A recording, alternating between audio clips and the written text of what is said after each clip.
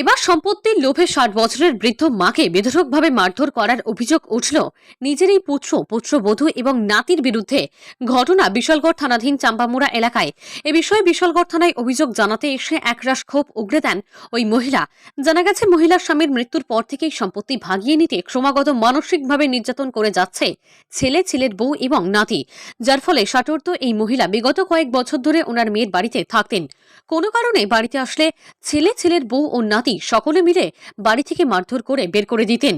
সোমবার সকালেও ছেলে তপন দেবনাথ, পুত্রবধূ গৌরী দেবনাথ এবং নাতি জুয়েল দেবনাথ ওনার উপর সংঘবদ্ধ আক্রমণ করে বলে অভিযোগ। ফলে সুবিচারের আশায় থানার দ্বারস্থ হলেন ৬০ বছরের বৃদ্ধা Karnabala Debnath. Bureau report, Tripura news 8। কি হয়েছে, কেন থানাতে আইছেন?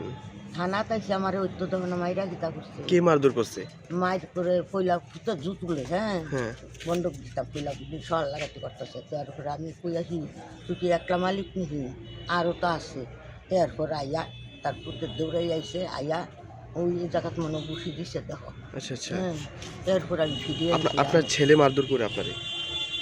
পয়লা কয়েকদিন আগে ছেলে মারতো, এখন ছেলে মারে না, ছেলে পুত্রের দাবাই করে আপনার নাতি? না। তারপরে পুত্রের বউ গলা চিপা ধরে। আপনার নাম কি? আমার নাম কর্ণবালা দেবনাথ। আপনার ছেলের নাম কি?